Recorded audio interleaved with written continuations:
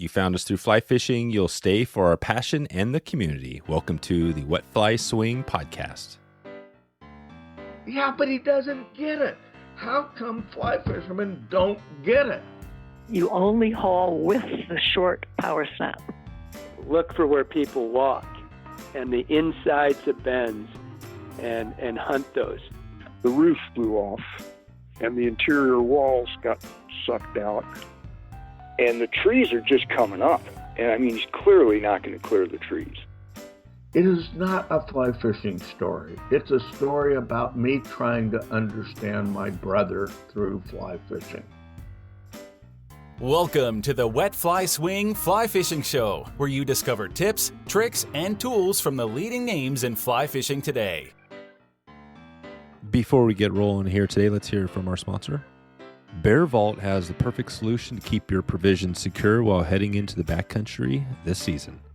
Bearvault builds a rugged polycarbonate locking canister that keeps bears and other wild animals away from your food. Proper food storage is one key to an epic trip in the backcountry. Please head over to wetflyswing.com/bearvault to check out this must-have solution for the outdoors now. You support this podcast and your safety this season by clicking through that link right now. We've been waiting for you. Follow our guests, follow us on Instagram, and share this episode and the love if you enjoy this podcast. And we are live in 3, 2, 1. How you guys doing? Doing good. Thanks for having us again. Yeah, this is going to be another fun one, and maybe we can get this straight right at the start so we know. So Jason, was that you that you just talked there? Yes, it was. All right, and Justin, you out there too? I'm here. All right. Well, we're gonna jump back into this. It's been, I looked at it, April 2021 is when the last episode we did published was out there. So I think we recorded a little bit before that. Right now, as we're speaking, it's September 23. So what's been going on in the last 2.5 years with you guys with Yakoda? Give us a little update, and then we'll jump into some of the stuff you guys have going with products. So yeah, a lot's happened since the last time we talked. We continue to grow the company, meet new customers, roll out new products. Probably the biggest things that have happened for us in the last 6 months or a year, we moved into a new headquarters in Louisville, Colorado. So we started the company in Boulder, Colorado in 2017. And about this time last year, we moved into a new space in Louisville where we kind of have everything under the same roof for the first time. So that's our office space where we work every day, the place where we store our inventory and fulfill our orders. And then we do have a small retail space where our customers can come in and shop. Local people can pick up orders. And it's also a great opportunity for fly shop owners and other retailers to come in and see all of our products in one place. Nice. Yeah, I wanted to hear about the headquarters there. So maybe let's just jump in. Before we jump into that, I want to hear just quickly for those that weren't here, when we did our first episode, maybe we can get a rundown on your guys' background. Maybe Justin, we can start with you. Just quickly, kind of who you are, how you came into the Yakoda universe, how this thing started, and what your connection. I'm not sure how many people you guys have on the team now, but give us a little update there. Sure. Well, I'm originally from Texas. I've been in Colorado now a couple of years longer than I ever lived in Texas. So I guess I'm just as much of a Coloradan as a Texan at this point. I have a family, so a kid that was born and raised here. And I'm a graphic designer by trade. So I was working with a friend who owns a fly shop here in Boulder on some shop graphics and stuff, think hats and t-shirts, 2015, 2016. And in 2017, I met Jason on a trip with that fly shop up to Wyoming, a fishing trip to the Miracle Mile up in Wyoming. And we just kind of became fast friends and had a lot of shared interests, have kids that are the same age, and eventually started, fishing more together and kicking around some ideas. And the company was kind of born out of those fishing trips after we met. Right on. Yeah, I remember that. Now it's coming back to me. So Jason, give us a quick little update on who you are and what your, how you came into this whole thing. I guess Justin just mentioned it, but give us a little update there. Yeah, sure. No problem. Well, I was originally born in New York. I spent my first 21 years there and moved out to Colorado in 1996. Have been here ever since. I also have a family and wonderful twins, a wonderful wife. Come from an operations background and also creative background too. I was a chef in the restaurant world for a long time. When Justin and I met on that trip, I think we both had a bunch of ideas about products and things that, were just missing in the fishing industry in general. We expressed those ideas and we had some, commonalities of things that we wanted to create and bring to the market. And just kind of made a plan and forged forward and made it happen. And here we are today, 6 years into the business that we've built together. And things are going great. We have a bright future ahead of us. Wow, 6 years. That is awesome. So what was the date? Where does that bring us when you guys kind of launched 6 years ago? That was, It was in 2017 that we launched the brand. We actually met in 2016. Okay. But yeah. So 2017, which was the same year we launched this podcast towards the end of 2017. So there you go. Similar time. I remember it because when we first got going, I can't remember when we first connected, but it probably wasn't too far after that along the way. It was the last one that we did was episode 201. So we'll put a link in the show notes so people can, check that out and stuff. But so what was the first product? Because I still have the laces, which I bought. I don't know how long it's been. You guys gave those to me, a while back. So I still have the laces. And I actually, like you said, I've been through, I think, at least one pair of boots. Nice. So they're still going strong? Oh, yeah.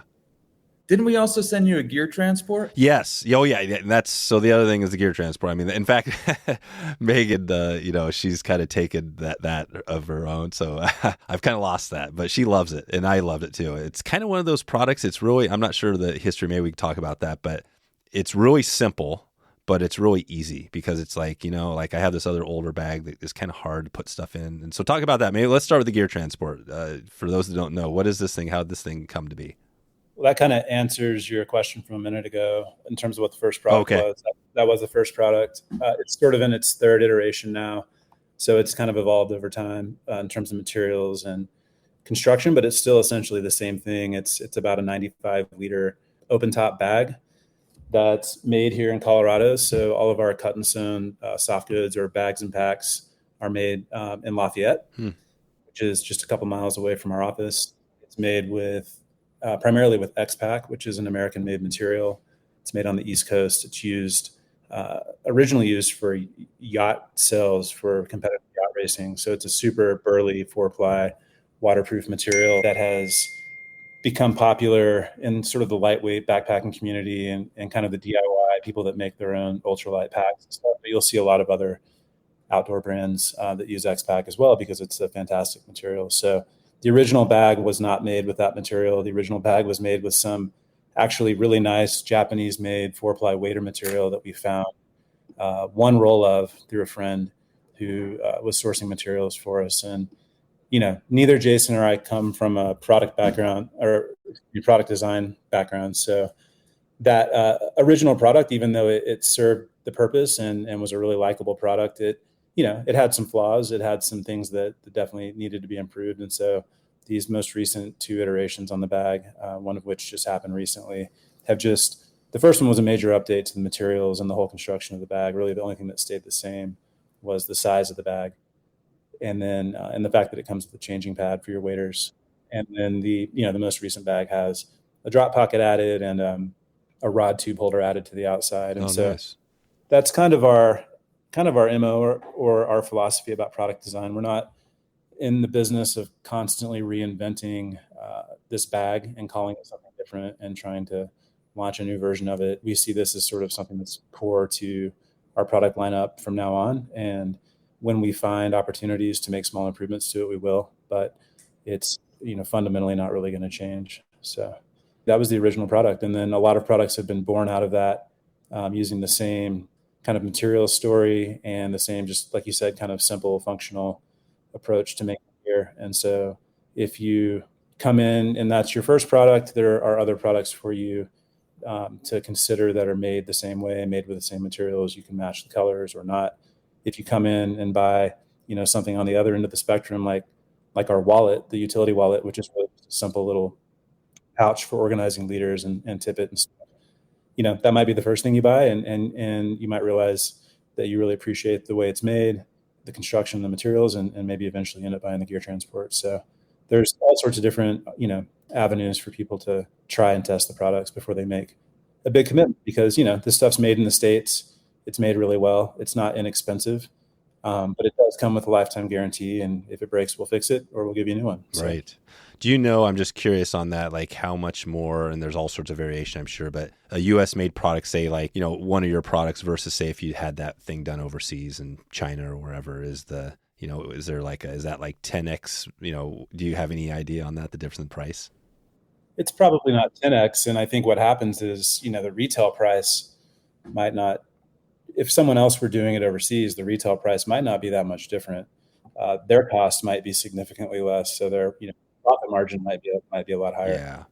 Yeah. That's it. Anytime you're building a business like this, you have to kind of understand those basic economics so that you can, stay in business. And so we've got that factored into our pricing, but it's always going to come with some premium, but it's going to also come with a level of craftsmanship and quality, I think, that's worth the extra price. So, And you guys do in the U.S., I mean, obviously we know all the benefits of that, but why do you guys do the USA made? Why not look at some stuff overseas? Because there are companies, in the fly fishing, all sorts of industries that make stuff in the U.S., and then they make some other stuff that maybe isn't their higher level stuff overseas. Do you keep it all in? Is it all U.S.? Yeah, when we looked at the industry in general, it seems like a majority of products are made overseas. We saw an opportunity to create simple functional gear for the outdoors and specifically for fly fishing, here locally. And we worked with some local people to help develop the patterns of the products that we have on our website today. And it became really evident that we were on the right track when COVID hit. Many people, many companies in the industry had product that was stuck offshore, containers, and our business continued to truck along just fine because we were having things sewn, 5 miles from our office. So that moment there that we all lived through it brought everything together. We knew we were doing everything the right way. So stitching locally keeps, money in our local area. It supports local craftsmen, and it's a great story, and we feel great about doing it. We've built some incredible relationships with our local manufacturers, and it's fun to go over there and see things that they're working on. I think it's also from a product quality standpoint, pretty imperative and important that we can go over at any point and make sure everything's being sewn properly as well. I mean, they've got their stuff down at this point, but the fact that we can drive 5 minutes over and check how things are going is pretty awesome. Yep. Wow. Okay. Yeah. And that's it. So obviously, and there's all sorts of benefits to doing it. Yeah. I think that some of those benefits, the material that we use for our products is VX21, which is a carbon neutral material. And also stitching it locally certainly cuts down on carbon emissions. So there's definitely a holistic approach to the product creation in itself, which I think in the long run is burning less fossil fuels. And I know everyone's conscious of that. Yeah, that's right. Yeah. We've done quite a number of conservation episodes, and we have more coming. In fact, our 500th episode is coming up here soon. And I had this big, I don't want to blow the surprise, but it's conservation week for us. I mean, I try to celebrate every 100 episodes, and this is our focus. And we have somebody coming on to talk about the removal of the Klamath River, the dams, these huge dams kind of in California. But for us and a lot of people, right, the conservation stuff, the climate change, it's really, it's on top of everybody's mind. You know what I mean? So I think and that's what she said in that episode, was like every little thing, because it's overwhelming. Sometimes you feel like the world's going, collapsing, but you realize it's the small little things like what you guys are talking about, that make a difference. Is that kind of how you feel about, conservation and the environment? Definitely. I think when people come into the shop and we have an opportunity to meet someone new that hadn't heard of us, because there's a few other retailers where our business is based, I joke around and say, like our gear is as farm to table as it gets, considering, it's done locally. And people typically get a good chuckle out of that. Yeah. But it's true. I mean, the fact that things are sewn so close to our headquarters is pretty incredible. But overall, I think we're doing things right. We get high yields out of all the material that we buy. We really don't have waste with exception of, some trim on the edges of the products, because the shapes of the products that we have are all square, rectangular, and we maximize everything that we buy. And I think that every business should be employing that same mindset. Mm-hmm. Perfect. And you mentioned go ahead. Sorry, Dave, but to answer your question specifically. Yeah. I mean, there are certain products that aren't made in the United States. Unfortunately, there are things that are almost impossible to get manufactured here these days. So when we're talking about the American-made, story with Yakoda, it's our gear, which is certainly our kind of flagship category of products, and it's the thing that needs, we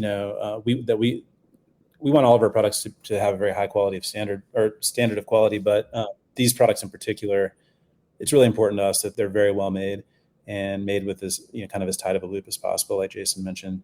So we try to be really transparent about what is made here and what's not made here. A lot of our stuff is, parts are made overseas, and we still assemble a lot of the products ourselves.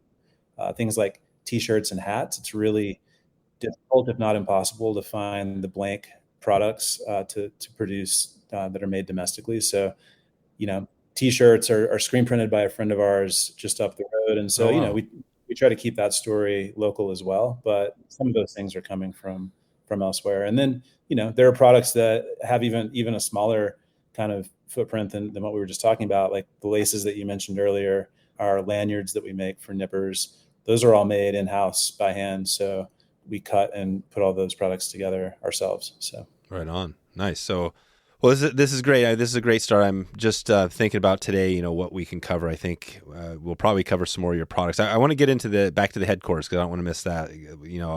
We have a lot of shop owners, and it sounds like your place is a little different than like a typical fly shop. But I think it's really interesting because it's kind of the backbone, right, of these local shops. So what was it like for you guys going, getting the shop open? Like, what would that feel like when the doors open on day one? Like, take us there. It was exhausting. Was it? It was exhausting. There was a lot of effort that went into getting our headquarters built, including the interior finishes, much of which we did ourselves. And sure, it's been the glue for our business to bring all aspects of our operation under one roof. But it also took a year and a half for us to get the keys to that space. So there was a lot of planning that was involved. And, when we ultimately were able to move in, then the real work began of moving our operation from one base to another and consolidating everything, and then figuring out, how to create a proper retail space for people to come in, for them to see our product line, for shops to be able to come in to see how we merchandise things and also see our full lineup as well. In addition to creating an open work environment for Justin and I and our other guys, to having a fulfillment area and then an area for storage where a majority of our backstock is kept. It's been a lot. Yeah. And you guys actually maybe describe it, because I think maybe it is more, I think maybe it is more of a fly shop than I was picturing in my mind. But when you walk in the door, and let's set it up. So if somebody's coming through Colorado or they're in the area, where would they go? What part of the town is this in? So we're in Louisville, Colorado, which is about 6 miles east of Boulder, which is, 15, 20 miles northwest of Denver. So it's an easy place to get to. We have customers that come from all over the Front Range of Colorado, which is essentially everything, east of the mountains. We have a lot of people that stop in when they're down the hill, so to speak, from the mountains as well. So it's an easy place to get to. It's in a town that's kind of changed a lot over the last 10 or 15 years. Louisville has a really neat downtown, good restaurants, and it's a cool place to hang out. So there are a lot of people that spend time there. And, Jason mentioned that it took a long time to get access to the space. We're in basically a rehabilitated auto body kind of complex. This place used to be called Fordyce Auto, and they did everything from oil changes to paint and body.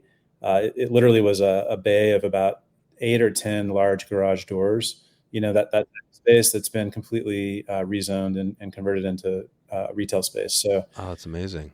We, when we first saw this, it was literally a shell of what it is now. That it was nasty. There were, there had been giant lifts and stuff. So that there were really interesting things about the way the space had been built out and stuff. So kind of had to really imagine what it could be. And I'd say it's kind of exceeded our expectations originally in terms of what it's been able to become for us. It's, a place to work. It's a place to meet customers. It's a place to do business with fly shops.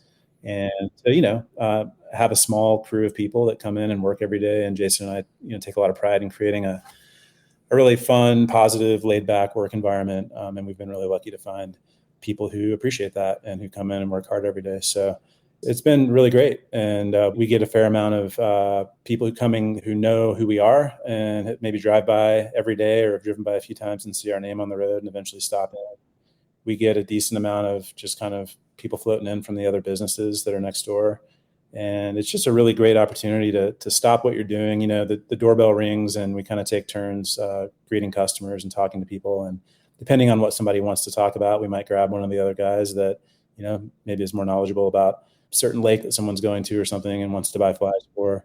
But it's a really great, I look forward to that part of my day every day. Meeting new people, meeting people that have, maybe purchased from us before, or maybe it's their first time ever hearing about us. And it just lets us learn a lot about who our customers are and why they're interested in what we're doing and what we can do to kind of, make products and create a service that's something that they want to be a part of, Right on. And I'll have a question for you at the end about a good place to eat if we're in town. I'll pick your brain on that. But it looks like so is Snarf Sandwiches. Have you guys stopped by that? Is that a good sandwich shop? Yeah, that's a classic Boulder spot. That's okay. Been around since before either of us moved here, and they just opened that coincidentally a couple months after we got settled in. So there you go. There are definitely Snarf sandwiches being ordered multiple times a week. Nice. That's good stuff. Okay. And so now, and I don't know, Colorado's known for, I don't know if it has per capita more fly shops and all that than any other place, but are there a number of fly shops around? I'm guessing up in Boulder and stuff, but are there other shops near you guys, or what's that look like? There are. We're not right on top of anyone else. Yeah. It's funny. A lot of people end up coming in because they Google fly shop in Louisville, Colorado, and we're the only thing that shows up on Google. Technically is true, but we try to send people over to James at Arbor Anglers. It's a great shop in Lafayette, okay, a few miles away. People come in from Boulder and typically are going to be customers of Rocky Mountain Anglers, which is the fly shop Jason and I met through, or Front Range Anglers, which is another great shop in Boulder. So yeah, I mean, obviously out here there is probably a higher percentage or higher per capita number of fly shops than most places, but it's pretty evenly distributed and spread out across the Front Range. And so, that's a big part of our objective as a business is to support fly shops and not step on their toes. And so we'd much rather somebody come in and maybe check out a product and go buy it from James over at Arbor Anglers or go back into Boulder and buy it from Randy at Rocky Mountain Anglers to support the local fly shops. And if that person ends up being, a long-term customer, they're going to eventually end up coming back in or whatever. So we're not too worried about that. And we want to see those guys be successful. Obviously, it's a really important part of the community. And so not trying to compete with those guys. We're not selling waders and rods and reels and all that kind of stuff. Gotcha. Yeah. Right. Okay. And are you guys, if somebody stops by, are one of you guys usually in there, or do you have other people usually manning the shop? Yeah, we're in there every day. Oh, nice. We have staff in every day as well. There's currently 8 of us in the space, not all at once. But tonight we will be because we're having a 1-year anniversary party. That's right. Yeah. That's right. So it's been, 1 year already. So you guys launched in 1 year. And have you learned some stuff? I mean, what is you're the retail shop. Just give us that and then we'll jump into some of your other product stuff. But has anything surprised you guys about being where you are or just having the retail shop? Yeah, every day is enlightening. It's a surprise. You never know who's going to walk through the door. We've met some really incredible people that have been super helpful for us in developing other products, actually, that have just come in through the doors. And we've also met a lot of our customers and developed some really great relationships with them.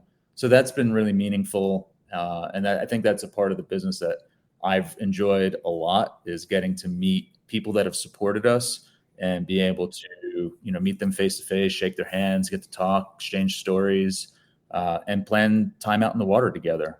Ultimately, everyone fishes to get away from things. And sometimes you meet some folks that you want to spend some time with. And we've met a lot of those, fortunately, through Yakoda.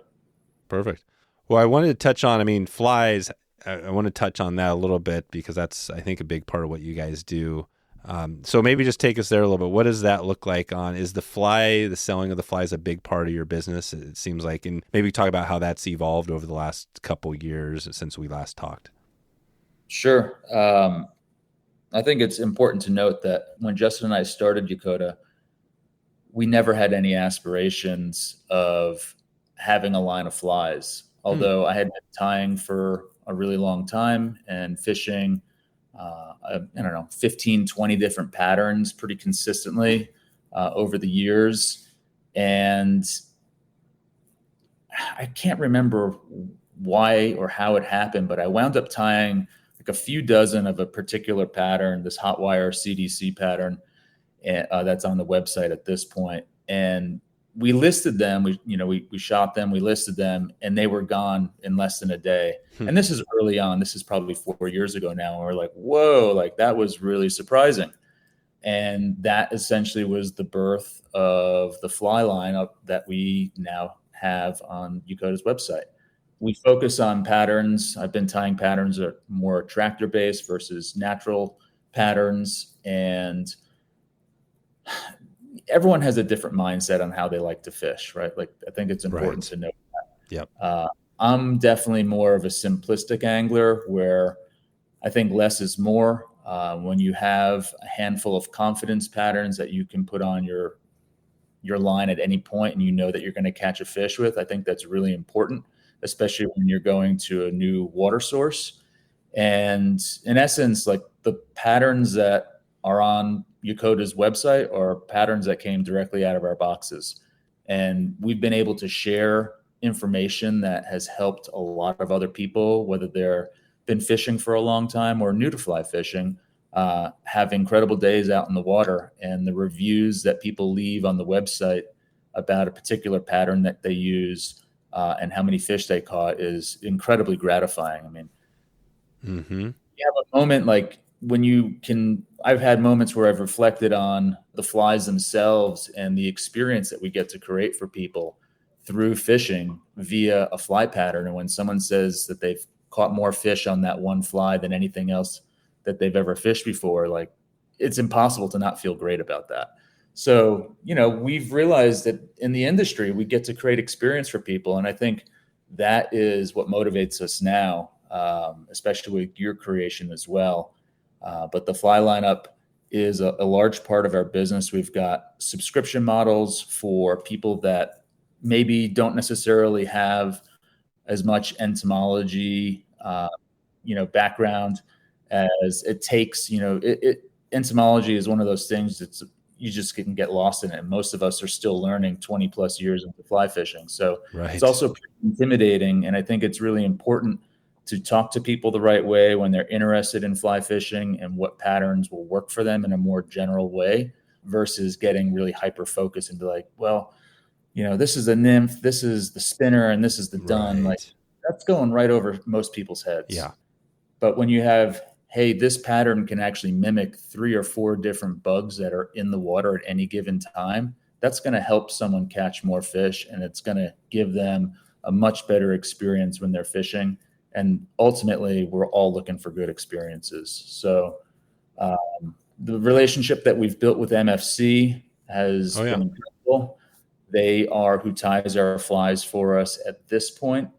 And I think we have close to 30 patterns, and we don't really plan on adding many more. All right. So you have 30 total patterns in your shop.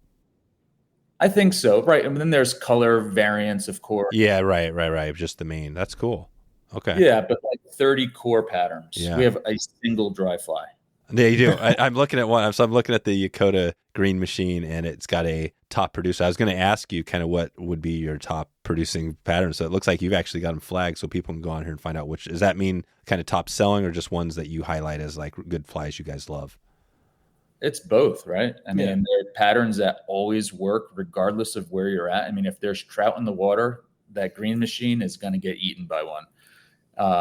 And I think that makes the experience for someone who's newer to the industry or newer to fly fishing, and it's inviting. We also send out information and tips on how to fish these flies after you purchase them from us. And I think it helps to, bolster someone's knowledge base and give them more confidence. And that's what it's all about. So those particular patterns that have been earmarked with the little fire logo or icon there, those are top producers. Those things work everywhere, and they're always in our box. We're always using them as well. A quick break for a word from our sponsor, Smitty's Fly Box, delivering monthly flies, fly materials, and accessories each month with their Smitty subscription fly box. If you need a unique fly selection for a new water you're fishing, or if you want to get started fly tying the easy way, Smitty's has you covered. They will find out where you're fishing and supply you with a custom fly assortment. And Smitty's has been producing high-quality flies and materials for over 30 years, and you may not realize it, but Smitty's is connected to Round Rocks, who is the sole supporter to Sportsman's Warehouse and has tied and supplied millions of flies over the years. I was at Sportsman's this week and picked up a couple of dozen flies, some chubby, small and large dry flies, some terrestrial patterns. The quality was exceptional. That's one of my struggles, is the dry flies. So I love looking at these little guys, from small little tiny flies that I can barely see with my eyesight to the big ones. And these are the same people who are delivering and tying these flies to your door with Smitty's Fly Box. It's a great time right now to get stocked up for the season. You can head over to smittysflybox.com right now to take a look at their selection of flies and monthly boxes right now. Let Smitty's take the guesswork out of choosing fly materials and patterns right now. This is also an easy way to support this podcast and a small business who has been producing high-quality flies for many years. Check them out right now. That's Smitty's, SMITTYS, smittysflybox.com. Okay, back to the show. Nice. Yeah, and the Purple Rain. I think we talked about that one on the last one, through one of your videos up on the blog as well. So good. So, and talk a little bit about the change and what I think you have more of is it more of a membership kind of thing with the flies, or how has that changed over the last couple of years? Yeah, we started a quarterly, what we call the quarterly fly tin a few years ago. It's essentially what it sounds like. It's a product that ships once every 3 months. You used to get one of our small fly tins every quarter, and we had some people that have been subscribers for going on 2 or 3 years at that point, and we started to get a lot of feedback like, hey, I've got 10 of these little fly boxes now. I don't really know what to do with all of them. So that was part of the transition. We transitioned the quarterly product into something where you actually get one of our bigger, we call it the Slim Tin. It's a larger fly box. It'll hold about 100 of our flies, nymphs and small dry flies. So you get one of those when you sign up. You get 20 flies every quarter, including with that initial order and the fly tin. So you're getting 20 bugs that are some combination of Yakoda flies and stuff that we've picked from the MFC catalog to be kind of appropriate for the season. So there's a box, that's going to ship like at the beginning of December that will be, some smaller flies and things that we've picked out for tailwaters for the colder months. And then obviously that's going to change in the spring with runoff and stuff like that. So it also kind of starts to educate people, or just remind people, a lot of people have been fishing for a long time, still haven't cracked the code on fishing runoff, for example. So that's, whether you're new or you've been doing it for a long time, maybe something that just a little bit of information can help kind of, give you some confidence to go out there and try some new flies and stuff. So that's the quarterly program. If once you've signed up, your second shipment comes in some recyclable packaging with a QR code that you can scan to go read the in-depth write-up that we do each quarter on the quarterly bugs. And then we also launched a monthly product. So we have a 3-pack and 6-pack of the month. Those are going to be flies exclusively from our lineup of Yakoda flies that, again, we pick for the season, or more specifically, it could even be down to the month right at that point. So the idea there is that you're either kind of filling up your fly box over time. You're kind of backfilling with some of our flies if you're fishing a lot and using a lot of our flies. You're not, you're building up a little inventory of those. And, it's a more approachable product for some people because it's a monthly subscription instead of something you have to wait every 3 months for, a little bit of a different price point as well. But part of when we launched those 2 new products, the monthly products, we kind of reconfigured everything to be more of kind of a membership in the Fly Club. So in addition to the flies and the content that you receive, you get a discount code that's good on the website year round. You get access to some products that are, Yakoda Fly Club products that aren't available to everyone. And then we kind of have, we have aspirations and ideas for how we might eventually offer people the opportunity to do something more experiential. So, maybe go on a trip with us to fish somewhere and things like that. So it just gives people some extra benefits in addition to, getting some fresh flies every month or every quarter. That's a good idea. Kind of like almost like a VIP sort of opportunity. People that want to just really connect with you guys more. I think it sounds like that's what. Yeah, to the point where there's customers that we text with about flies and where we're fishing them and how we're fishing. You know what I mean? So it's kind of that.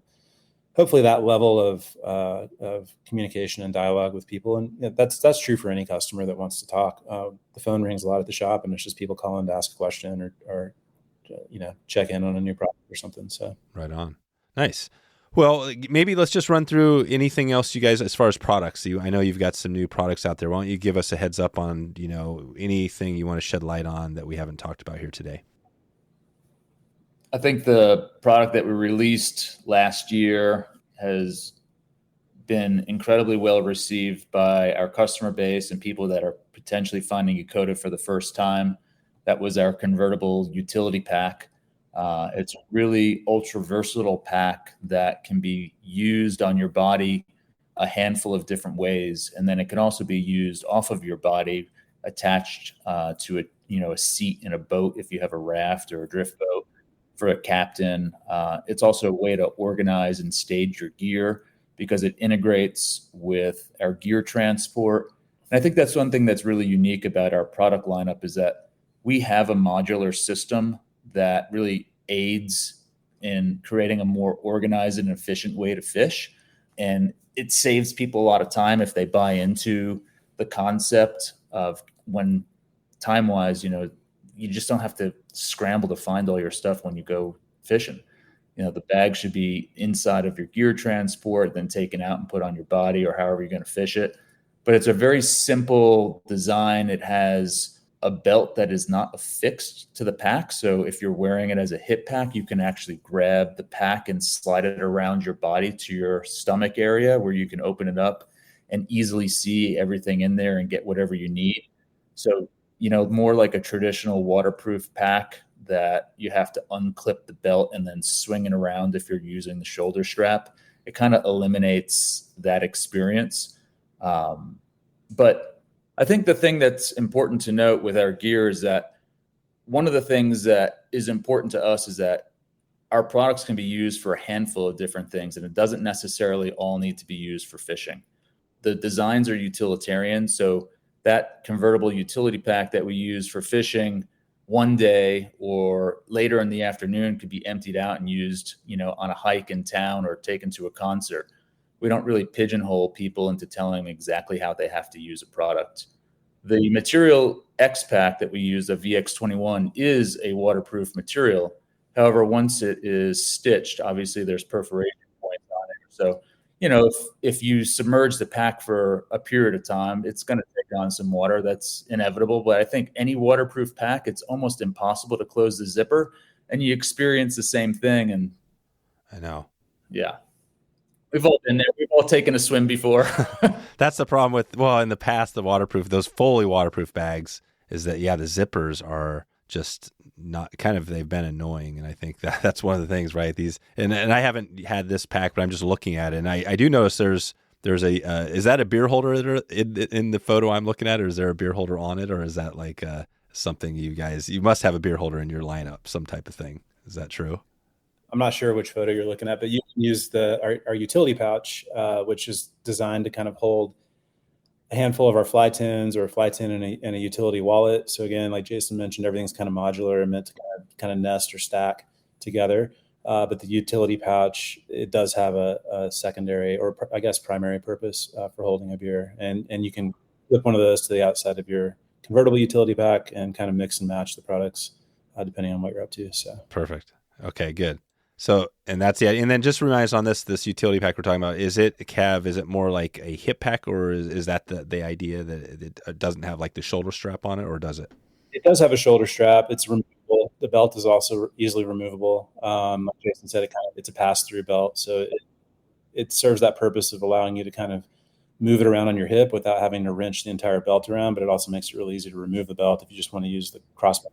Oh, right. So that's the cool thing, right? Instead of having to like rotate the whole belt on your thing, the belt stays the same. You just rotate the pack. Right. And then, I think the primary way people are using it is probably as a hip pack with the waist belt and the over the shoulder strap. But we've shown how it can be used as a chest pack. So you can raise it up and sort of use it on the front of your body. We've shown how it can be used as a sling pack. And then you can actually remove the straps and clip it directly to your waders in the front and use it as sort of a chest caddy that way. You could, attach it to your wading belt if you wanted to. I guess it'd be more like a hip pack at that point. And then other uses off the body, like attaching inside the gear transport for a little bit more compartmentalized organization, or, on the boat, or however you might find a way to use it. I've been using it without any of the straps actually this year, primarily on our high country trips to, catch cutthroat or brook trout. I took all the straps off and there's some carabiner attachment points on the back side of the pack, and I'll clip it to the front of my backpack. When I get to the destination, I take those same carabiners, remove the pack, and then on the shoulder straps of my backpack, there's attachment points there, and I can just put it right, square on the center of my chest. And it's like such a nice system. And I think most importantly, it's really quick and easy to make these changes, and it's just very, very user-friendly. That pack is also a perfect vessel for all of our core fly holders, those being our slim tins or our streamer stash. That external pocket on the front that has a Velcro enclosure is fantastic for storing your floatant. So there's a lot of smart, intuitive features that make it easy to use the product, opposed to, other things that are a little bit more challenging to find exactly where things are at. Like there's a lot of nice compartmental storage inside of it, where a lot of the more traditional waterproof packs tend to just be a large vessel where everything resides within with little organization. I think that the dividers in there and the individual pockets for things to have a very specific place really help make finding something a lot easier when you need something quick. Yep.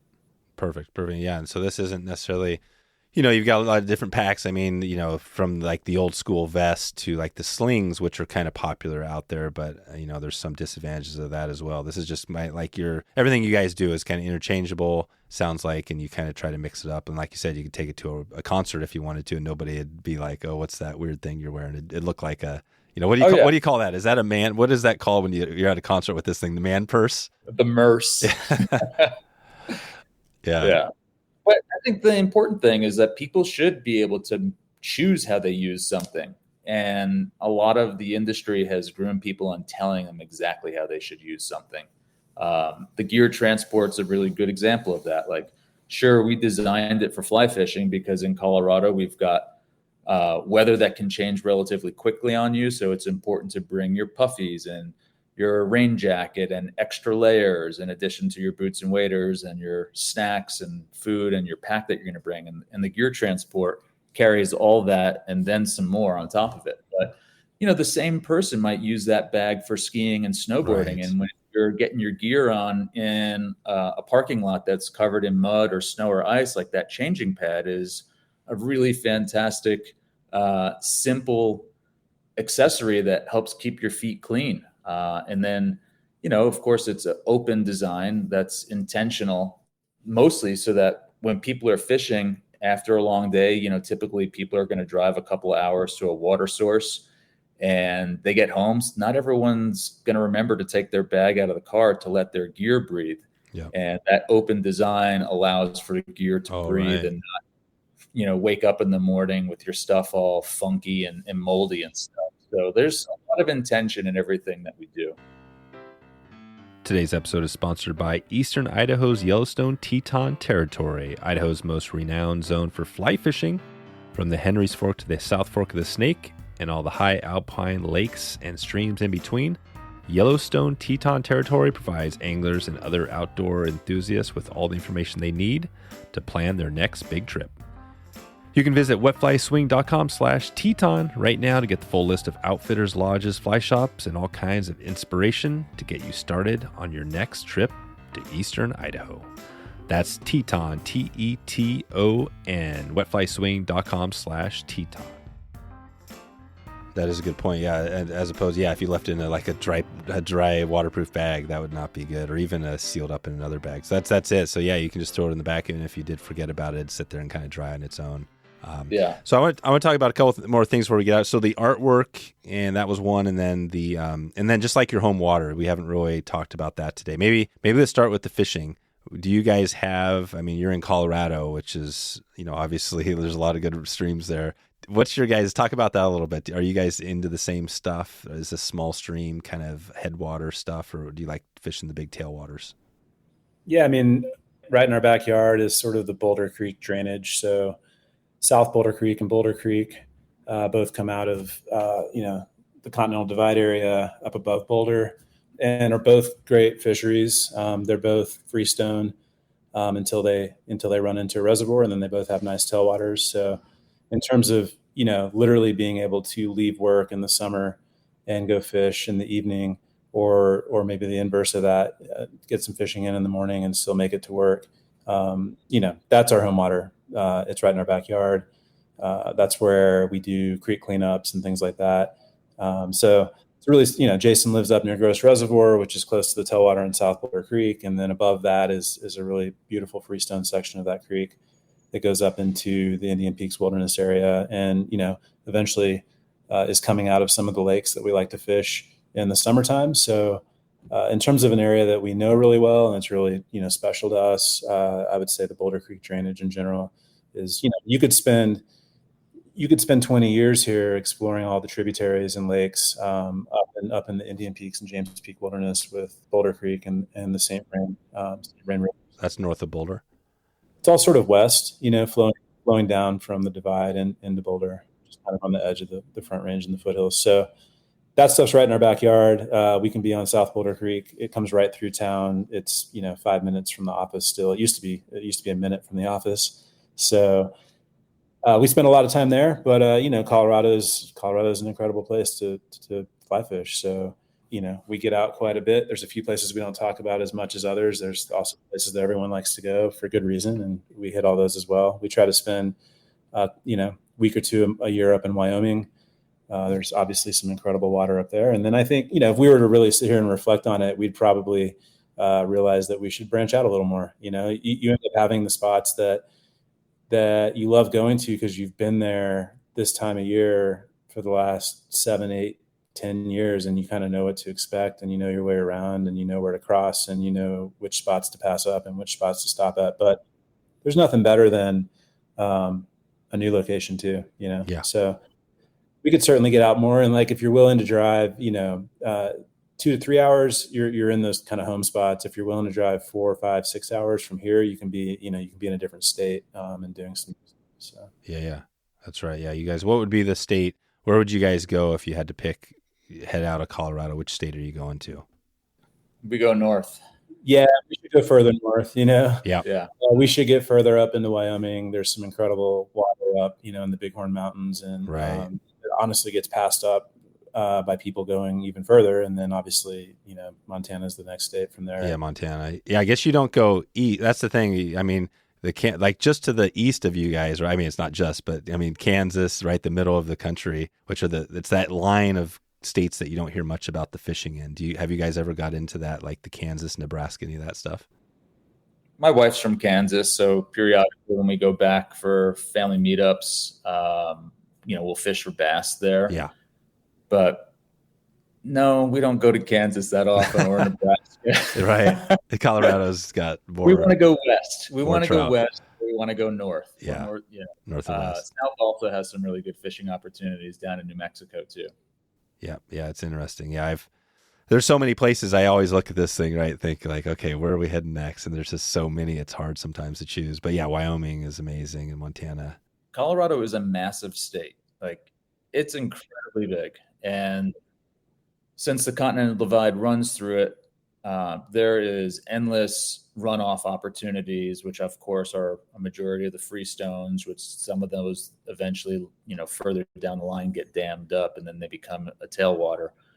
There is just so much water here, which is why there are so many fly shops in Colorado. You had touched on that earlier, how many shops are in the area. And my goodness, I have no idea. I feel like there's hundreds of shops in Colorado alone. Yeah. What's the species that you guys are fishing for out in Boulder Creek up there and, wherever? We got in South Boulder Creek, it's all wild rainbows and wild browns. It's like really gorgeous 3-weight water. There's sections that are just really untouched and rarely fished. The fish aren't big, but they are so colorful. And, every once in a while you're going to find, a 14-inch fish, and that's kind of a big fish, but that's, the size of the fish is not why we go there. It's absolutely pristine.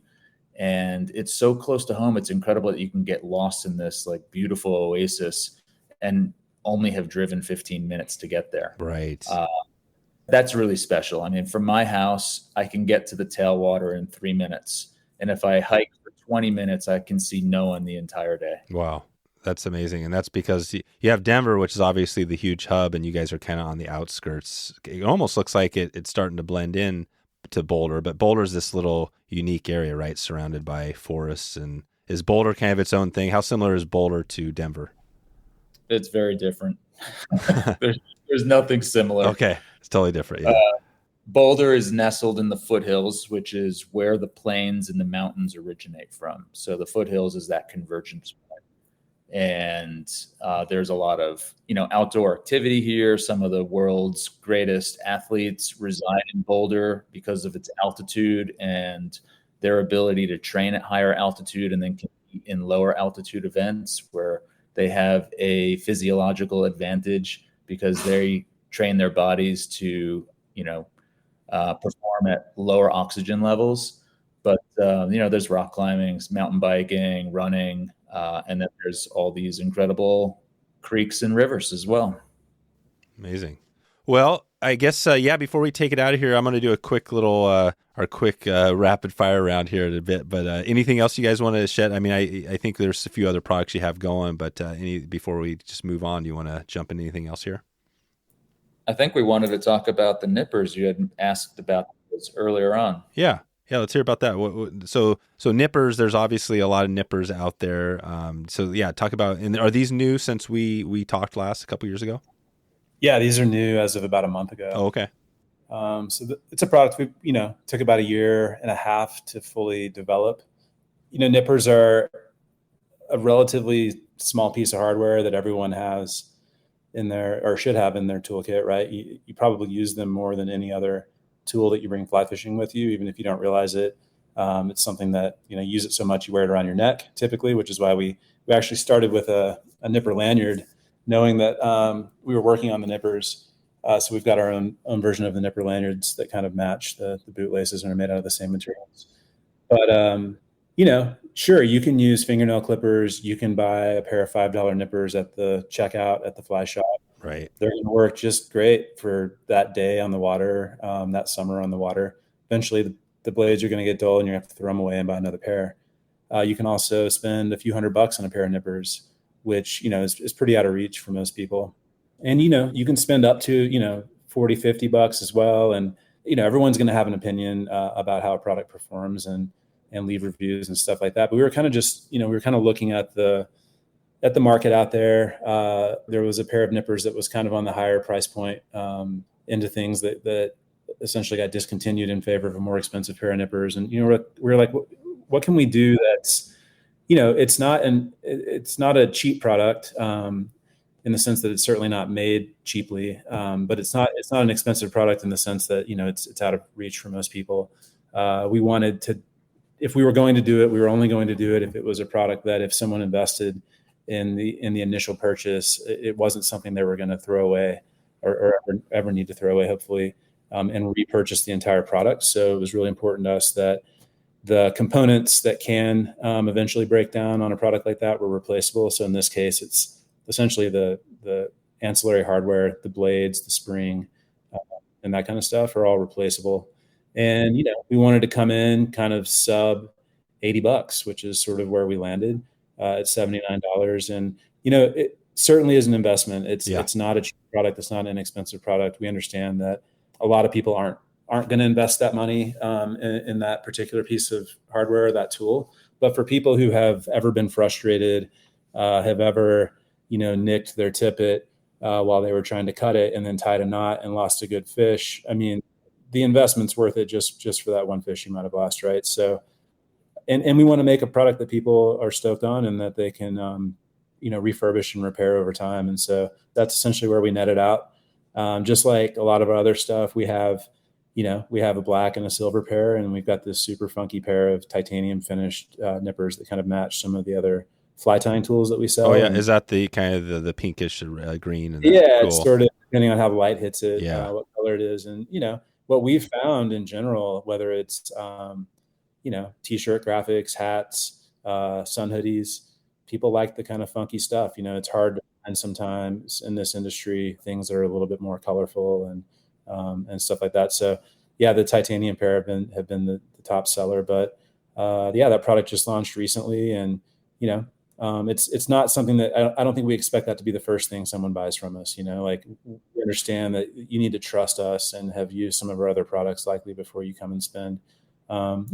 What to some people is certainly an investment, and for me it would be. I've never owned a pair of $75 nippers before, but you realize pretty quickly, you're cutting, on that 1,000th knot that you cut or whatever. It's just nice to have a good tool, and it's just like anything else. Sure, you can get by with a pair of scissors or your teeth. I wouldn't recommend it. That dental bill is going to be a lot more than $79. So right. That's one of those core products that we saw an opportunity for and kind of filled a void. And if someone's interested in checking them out, I think it's a great investment. So. Perfect. Okay. Well, let's take it out here with our rapid fire round where we've been doing the conservation shout out. So I've been starting this off with a shout out to one of our conservation partners. And today I was going to, shout Henry's Fork Foundation. We're doing a trip actually. Gosh, it's right around the corner, end of this month, early next month. We're heading to that area. And so that's a group that we're supporting there. I wanted to check with you guys to start this off. Do you have, we talked a little conservation earlier. Do you have a group, maybe a local group, somebody that you want to shout out to that maybe we haven't talked about? Yeah, definitely. Thanks for asking. One thing that we're really proud to support is 1% for the Planet, which most people who've spent money in the outdoor industry are probably familiar with. It was started by Patagonia as a way to give back 1% of sales to an organization or organizations. And I'd love to mention our partners really quickly. We're a founding partner of Protect Our Rivers, which is a really awesome organization. We work really closely with Sarah over there. They do a ton of activations, creek cleanups, river cleanups, and are active otherwise in just making sure that people have access to, clean, clear, fresh, cold water for recreation. They work a lot with people in the rafting industry. So there's an interesting kind of crossover there. A lot of people who boat are getting more into fly fishing because they're realizing that they have really, great access to great water. And so that's been super fun. We're really proud to be working with Indie Fly, which is an organization that works mostly in indigenous communities around the world to kind of help them conserve and protect these really amazing fisheries, sometimes that are still just being discovered, new species that people are targeting with a fly rod, and they kind of help build the infrastructure and economy around those fisheries so that people in those communities can make a living, with this resource they have in their backyard and still protect it. So nice. They have a really awesome product up on the Wind River Range in Wyoming. We're excited to get more involved with.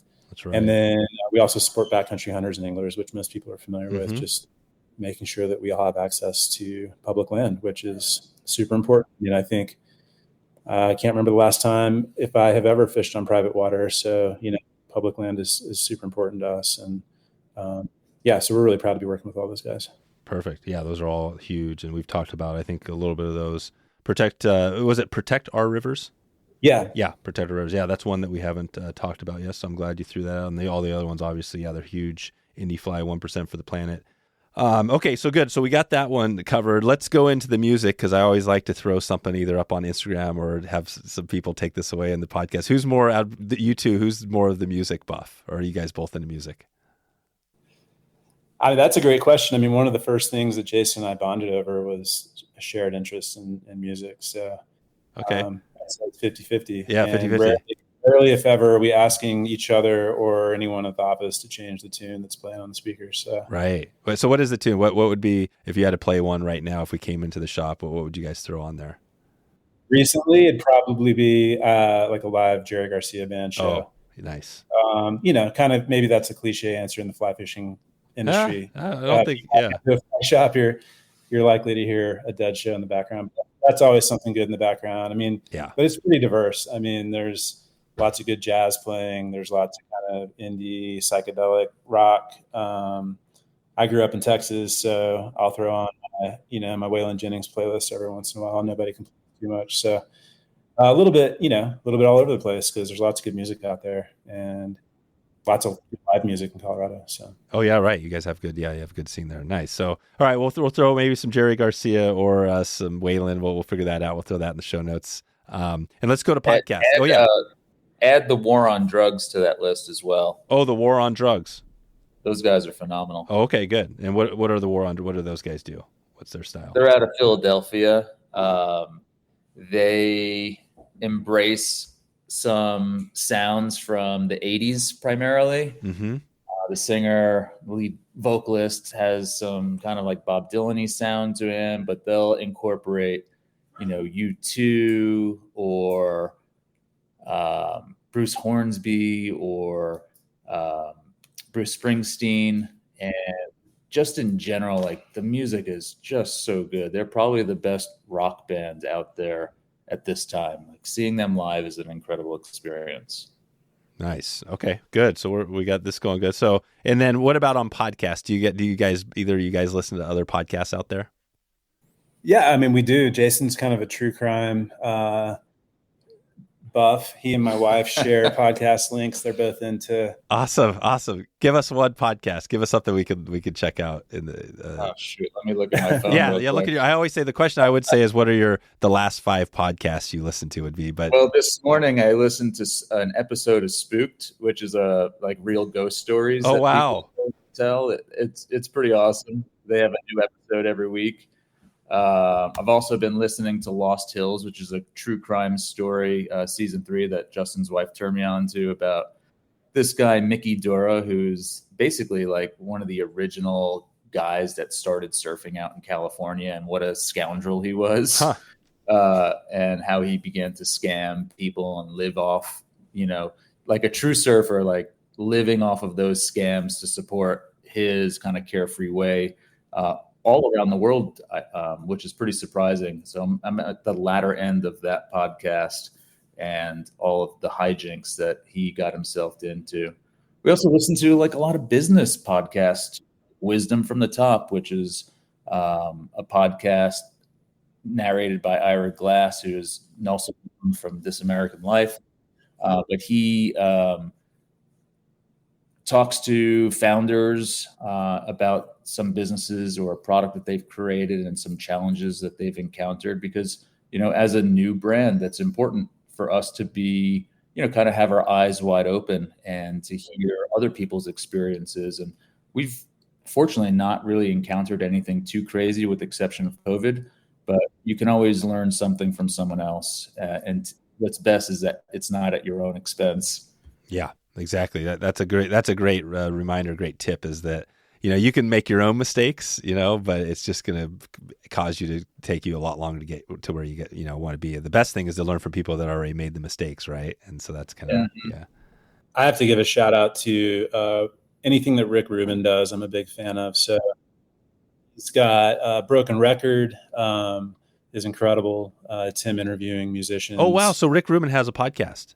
Oh yeah. Oh, yeah. sweet. And he also just released a new book called The Creative Act. It's really fantastic. It's an audio book, and he has a new one called Tetragrammatron, which is, he talks to a lot of musicians, but also, scientists and comedians and stuff. And he's a fascinating guy who comes at creativity and business from a really unique perspective. And obviously he's been involved in some of the best albums of the last 50 years, but he gets a lot of interesting information out of people. So anything that he does, I tend to listen to. Yeah. Rick Rubin. I always think I think the Beastie Boys, right, was Rick Rubin, but I always think of Johnny Cash, right? The last 5 albums before Johnny died. Like he came in. It just shows you that the skill of that guy, right? He can bring a guy like that who was struggling and produce like some of the best albums ever, right? Yeah, I mean, he's kind of known for getting the best out of people later in their careers, which is pretty cool to think about it. Yeah, cool. Good. Oh, we mentioned food. Let's keep on the slide. This is good. So if we're coming into town, I guess maybe your hometown or Boulder, where if we want to get some food after a day of fishing, where should we go? Man, we should probably mention a spot that's close to our office. A friend of ours owns a Mexican place called Pica's Taqueria. It actually started up in Jackson Hole, and a location in Boulder and a location in downtown Louisville. And as a Texan, I'm pretty particular about Mexican food. It's hard to find good stuff out here, but Trent is from Austin, so he gets it, and it's kind of like Baja style tacos and burritos. So we freak that place. Good margaritas. Oh, good. And then we talked flies. We kind of covered that one. So in the shop, is that something, back to the beer, are you able to crack a beer in the shop? What would be your beer choice if you had to pick one? Well, we had a guy come in the other day who wanted one of those utility pouches. We had it kind of merchandised up on the wall with a beer to show how it could be used that way. And he wanted a white one. I think it was the last one we had in inventory. So Jason sold him the utility pouch and threw the beer in for free. We gave him a cold one out of the fridge. Oh, there you go. What was the one? What was the beer? Are you guys like kind of, you're all over the place? There was a Montucky on display, but he got a cold Modelo's. Oh, Modelo's. Okay. Modelo and liqueurs original are probably our go-to. Okay. Like if you're gonna drink a few beers while you're fishing, kind of beer.